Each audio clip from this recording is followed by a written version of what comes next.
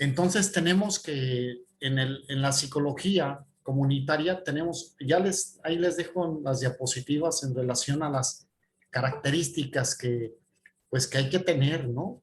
Hay que observar y hay que alimentar. Entonces, esto nos conviene porque es el desarrollo de nuestra persona, ¿no? Es el desarrollo de nuestra persona. Entonces, dentro de las competencias individuales hay que ver nuestra personalidad, todo lo que implica nuestra personalidad. Ustedes ya saben de este tema. Luego, en esto, nosotros podemos hacer una autoevaluación de cómo nos encontramos en estos aspectos de nuestras competencias. Y nosotros transitamos en toda una clase, ¿recuerdan acerca de la ética? De la ética, vimos la ética del psicólogo. Entonces, mantener entonces esa situación presente. Yo les dije que no solamente como psicólogos comunitarios, como psicólogas comunitarias, sino como dentro de nuestra formación profesional como psicólogos, mantener una ética, ¿no? Responsabilidad, ¿no? Aquí dice respeto, honestidad, lealtad, humildad, justicia, solidaridad. Y vamos a entrar a la parte de cómo en un momento dado esta disciplina, es una disciplina, se convierte en un área de trabajo científico multidisciplinario. Entonces, al convertirse en una necesidad social, pues entonces intervienen otras ciencias que vienen a enriquecer entonces de manera interesante el trabajo que se quiere realizar en una comunidad. Entonces, fíjense bien cómo surge, ¿no? Todo esto. Surge como una necesidad que busca comprender la dinámica, el fenómeno social. Y entonces descubre una parte bien importante. Dice aquí, descubre que un campo de atención es la movilización. Mover a la gente, que se mueva, que salga de su zona de confort, porque aún dentro de la miseria puede haber confort, donde la persona sienta bien el hecho de estar dependiendo, el no poder buscar, el tener iniciativa en la búsqueda de solución de sus propias necesidades. Y esta es también muy importante, la educación. La educación es medular. Sin educación no hay cambio. Yo lo sostengo. Sin educación no hay cambio. Ahí les recomiendo unas lecturas muy interesantes en relación a un autor brasileño. ¿Han escuchado hablar de Paulo Freire?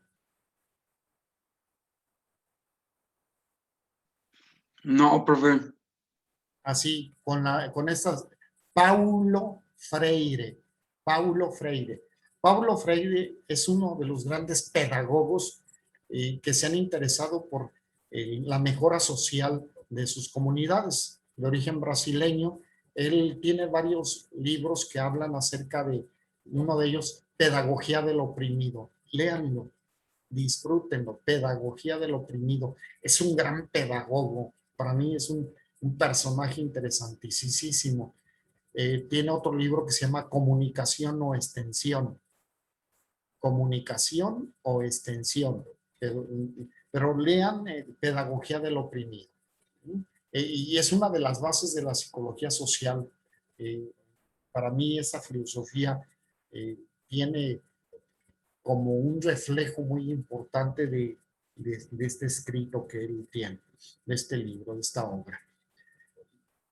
Entonces, otra de las cosas que les voy a pedir es, chequen bien la metodología de la ciencia, porque es ciencia lo que vamos a hacer. Entonces, cuando tenemos nosotros bien claro el constructo teórico del método científico, podemos hacer tanto el trabajo individual como el trabajo social. Entonces, al ser una ciencia, tiene procesos que cumplir. Entonces, en el área de la psicología comunitaria, tenemos que desarrollar investigación, saber manejar protocolos de investigación. Y dentro del método científico, ¿cuáles son las fases, cuáles son los pasos que se tienen que realizar para llevar a cabo una investigación?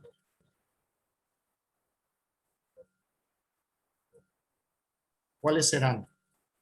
Carlos, Alma, ¿cuáles son los pasos que se utilizan en el método científico para llevar a cabo una investigación?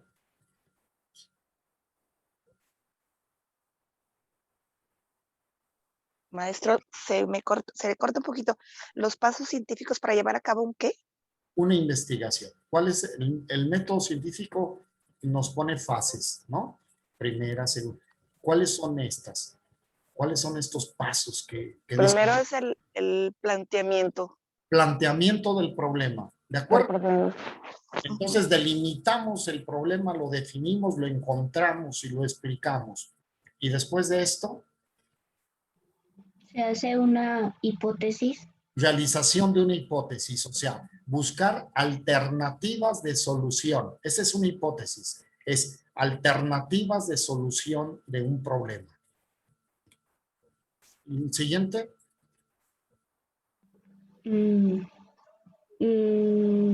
No sé si se hace el experimento o se analizan los datos. A ver, les voy a ayudar. Definición de variables, ¿no? Identificar las variables que están causando la situación. Identificar las variables que pueden también dar solución a. Definición de variables. Nuestra variable independiente, nuestra variable dependiente. Después, ¿qué seguiría? Ya lo que estás hablando tú, Esme, sería el diseño de lo que vamos a realizar, ¿sí? Las estrategias, las actividades, etcétera, ¿no? Luego vendría la implementación, el hacer. Hecho andar todo esto y termino con una evaluación para retroalimentarme si mi hipótesis fue válida o no. ¿Ok? Si algo me está fallando, yo tengo la oportunidad de regresar en la fase en que veo que hay errores para volver a echar a andar todo el proceso, el procedimiento, los pasos, ¿no? Ese es método, la serie de pasos ordenados para llegar a un fin. Este es el proceso, ¿sí? Entonces, vienen estos pasos para nosotros llegar entonces a un resultado y poder decir si fue exitoso o no. Entonces, tiene que ver con investigación. Luego, tiene que ver con asesoramiento, con promoción y prevención. Asesoramiento. Son 3 acciones: asesorar, promover y prevenir. Después, tiene que ver con el desarrollo de capacitación, desarrollo de talleres, ¿no? De talleres vivenciales, talleres donde la gente experimente para que llegue al cambio. ¿Qué sucede cuando tú le estás dando todas las soluciones a la gente? ¿Se llegará a la conciencia? ¿La tomarán como opciones propias? No, lo van a tomar como que lo dijo la psicóloga, lo dijo el psicólogo. No, no lo dijo el psicólogo ni la psicóloga. Intervienen ellos para que puedan manifestar y definir sus problemas y tú les ayudas, les direccionas ahí para que lo tengan de una manera muy clara y esto se trata en los talleres. Al desarrollar talleres significa que ellos lo hacen vida, ¿no? También está orientada a la producción de materiales educativos, se educa a la gente. Cuando tú educas a la gente, quieres entonces que se vean beneficiados en su calidad de vida. Luego, intervención psicosocial comunitaria. Las intervenciones se definen en relación al problema que se está definiendo y en la movilización comunitaria los haces ellos agentes de su propio cambio. Ellos ya no necesitan que tú les estés empujando, ¿no? De alguna manera así como muy como dicen, muy gráfica, el empujar. No, ellos empujan su camión, ellos lo dirigen, ellos transforman su entorno. Esto sería lo exitoso de la implementación de programas comunitarios, ¿no? Donde haces que la persona se empodere, ¿sí? Se empodere y entonces efectúe los cambios que sean pertinentes. Estas son las etapas de un proyecto comunitario. El primero, un diagnóstico. Vean cómo vamos llegando invariablemente a este inicio en todo lo que hemos vivido como estudiantes en nuestra formación profesional.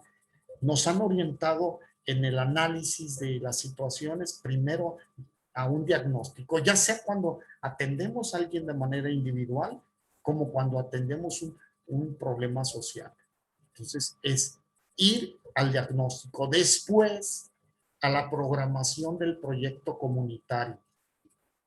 Tercera, a la ejecución. ¿Y cómo termina? Evaluación. Esto es las etapas que se tienen que pasar para desarrollar un proyecto comunitario. ¿Qué dice la primera etapa, Alma? Etapa 1. Ok, la etapa 1. Dice, el diagnóstico es una forma de ordenar datos e información sobre cómo y qué problemas tiene una determinada realidad o infraestructura comunitaria, aspecto económico, aspecto social, aspecto institucional. Entonces, estas son las áreas, ¿no? Estas son las áreas. Nosotros tenemos que ver la manera de obtener datos, de ordenarlos y definirlos en las realidades de estas áreas, en la infraestructura comunitaria, en el aspecto económico, aspecto social, aspecto institucional. Porque yo tuve una experiencia con unos chilenos que vinieron a mostrar un modelo aquí al municipio de León.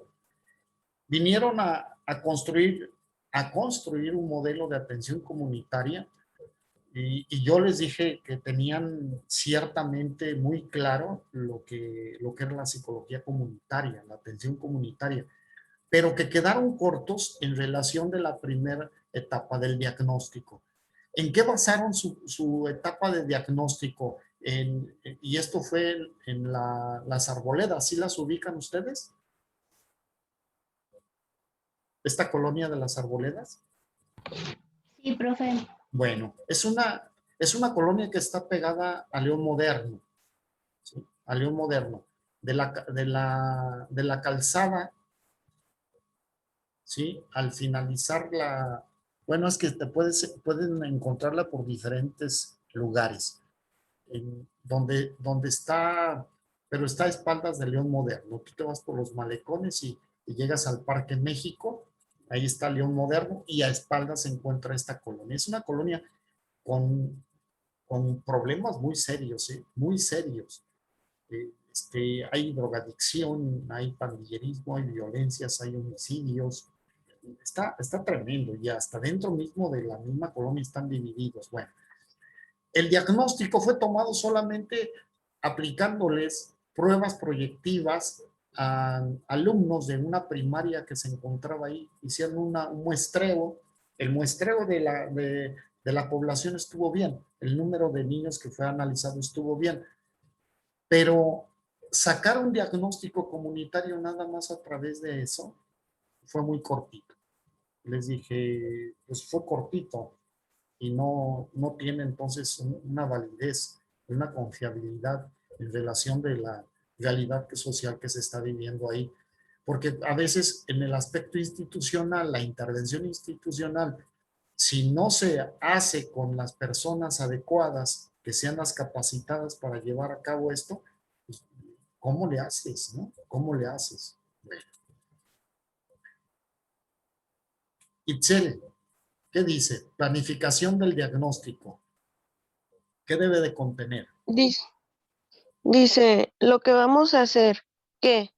Técnicas y procedimientos, ¿cómo? Fuentes de información, ¿dónde? Responsables del trabajo, ¿quiénes? Recursos que necesitamos, ¿con qué? Fechas o plazos, ¿cuándo?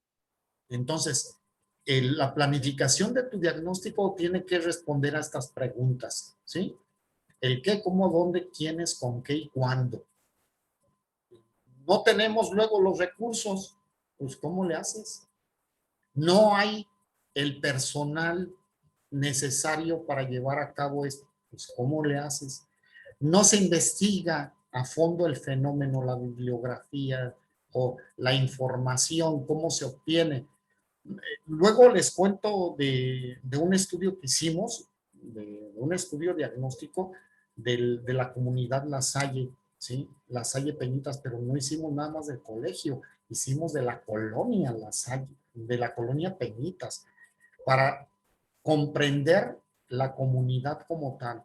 Entonces, tiene que responder la planificación del diagnóstico a estas preguntas. Entonces, tenemos que asegurarnos de lo que se hace, las técnicas, las fuentes de información responsables. Como dije, la fuente de información en la colonia Las Arboledas fue insuficiente, fue mínima. Fueron con niños de educación primaria, de primero a sexto grado de primaria. Ellos no tienen toda la información de lo que está sucediendo en esta comunidad. Entonces faltó, fue estrecha, fue corta. Monse, ¿qué dice? Elaboración de un diagnóstico.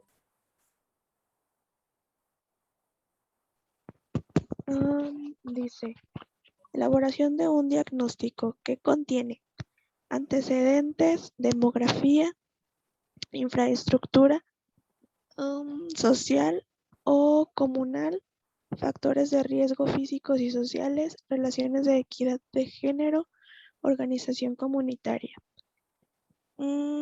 Elaborar censo, conocer la demografía de la comunidad, la infraestructura social o comunal. La otra, mapa de población, identificar cuáles son los recursos naturales, fuentes de ingreso, características y ubicación geográfica. Visualizar los recursos, servicios, población y potencialidades de la comunidad. Zonas de riesgos sociales y físicos. Entonces, tenemos nosotros cuáles son los indicadores que podemos explorar para nuestro diagnóstico y eso es, luego elaboramos un censo, una encuesta, ¿no? Las encuestas, pero una encuesta bien realizada que contenga todos los aspectos importantes, las informaciones que nos ayuden a nosotros a mapear, que es identificar cuáles son las situaciones que se viven en una comunidad. Es algo que hacen los criminólogos. Por ejemplo, hacen un mapa criminógeno de la ciudad de León. Pues entonces ponen banderitas rojas en las colonias donde se están dando índices, por ejemplo, de homicidios dolosos, ¿no? Ayer nos tocó uno ahí en el centro, ¿no? A nosotros nos tocó ver cómo mataron a una persona. Y entonces se van poniendo las banderitas rojo en alto riesgo, amarillo en bajo riesgo y verde donde no hay riesgos. Esto es, hacemos el mapeo de luego de lo que se encuentra en un momento dado en riesgo. Pero también nosotros podemos hacer un mapeo de las áreas, lugares que son un potencial. Si queremos hacer un desarrollo de actividades deportivas, pues no nada más están las unidades deportivas que tenemos del Cuecillo, del Estado, la que se encuentra en López Mateos, ¿no? Y la que se encuentra en Las Torres y la que se encuentra allá por la Deportiva 2 de la Tuta Carvajal, sino que tenemos mini deportivas y tenemos lugares que no hay ninguna portería, pero que son lugares donde se puede llevar a cabo actividades y qué actividades se pueden desarrollar, pues se hace un mapeo y se hace esto para ver nosotros los recursos que se pueden tener para llevar a cabo nuestras actividades. ¿Qué dice esto, Carlos? Dice tipo de herramientas participativas. Técnica de observación, diálogo y dinámicas de grupo. La observación directa, entrevistas y encuestas comunitarias, grupos y equipos de trabajo, lluvia de ideas, reuniones con la comunidad. Otras actividades es la matriz FODA, árbol de problemas y visualizaciones. Entonces ya tenemos aquí las herramientas que nosotros podemos desarrollar para llevar a cabo el acopio de la información, para tener toda la información. Si tenemos una información más completa, tendremos un diagnóstico más asertivo. Si no tenemos las informaciones, pues entonces va a ser muy corto. Quizás hasta vaya a ser equivocado. Pues aquí tenemos los tipos de herramientas con que podemos contar, ¿no? Bien. Chema. Dice, A ver, ¿cómo se elabora? Antes de que lo leas, lo otro ya lo tienen conocido, ya lo saben, que es una encuesta, todo, ya, que es entrevista. Esto sí me interesa por si alguien no lo conocía. Es cómo se elabora el árbol de problemas. Paso 1. Sale, Chema. Ok, dice, paso 1. Identificar los principales problemas con respecto a la situación en cuestión. Paso 2. Formular en pocas palabras el problema central. Paso 3. Anotar las causas del problema central. Paso 4. Anotar los efectos provocados por el problema central. Paso 5. Elaborar un esquema que muestre las relaciones de causa y efecto en forma de un árbol de problemas.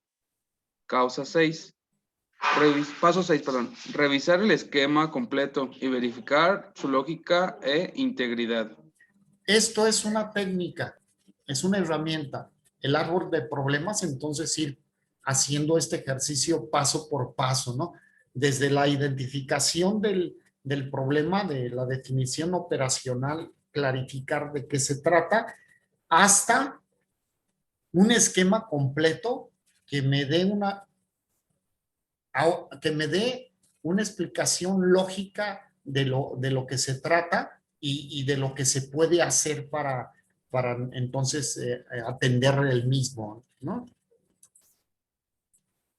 Entonces aquí dice, es importante hacer una priorización de los problemas, darle niveles de urgencia. Entonces, tenemos 20 problemas, 5 problemas, 10 problemas, sí, pero nosotros tenemos que definir cuál es el número 1, el número 2, el número 3, el número 4, ¿no?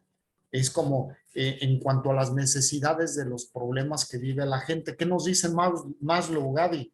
¿Cuál es el primer problema a atender por lo que nos dice Maslow en su pirámide de necesidades?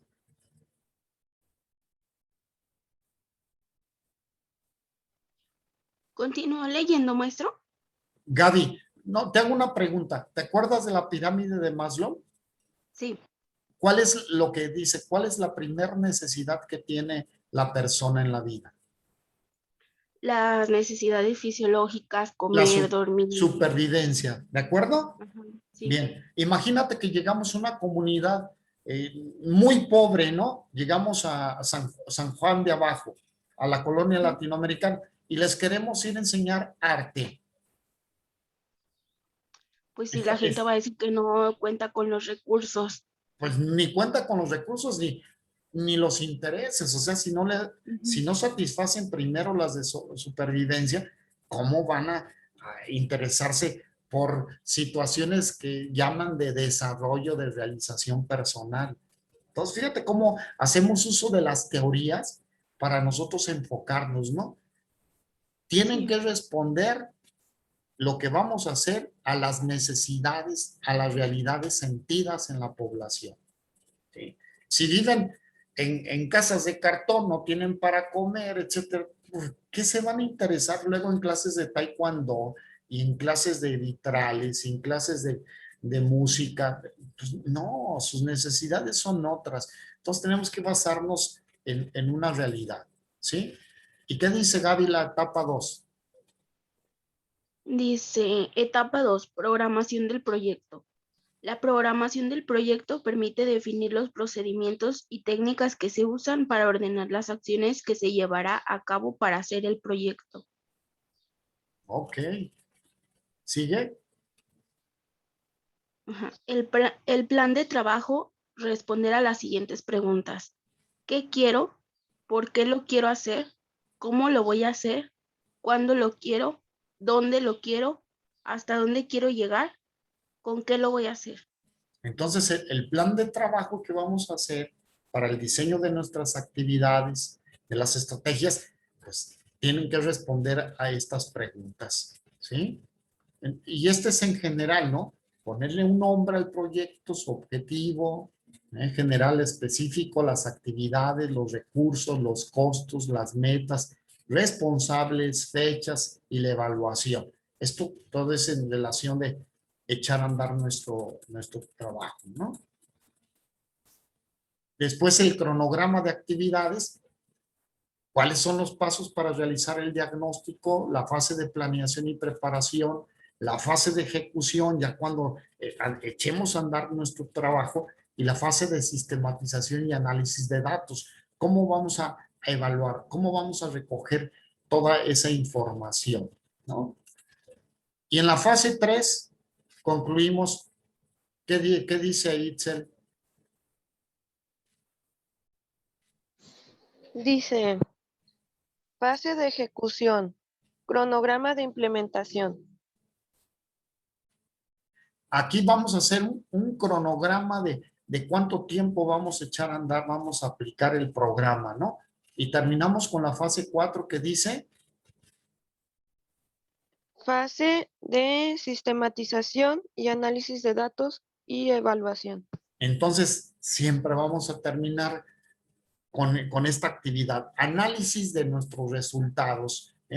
Otra vez, tenemos que efectuar una evaluación a través de las herramientas que ya vimos. Entonces, esto es lo que vamos a hacer. Y yo les digo, esta es una base para implementar un proyecto dentro de una institución, ya sea tu alma, que estás en un departamento donde, que es una empresa gubernamental, tú, Itzel, donde estás también en una institución gubernamental, y Monse, cuando luego te hagan a ti, ahí la jefa del departamento de investigaciones para atender los problemas de diversidad social, de problemas de violencia de género, etcétera, etcétera. ¿Sí te visualizas así, Monse?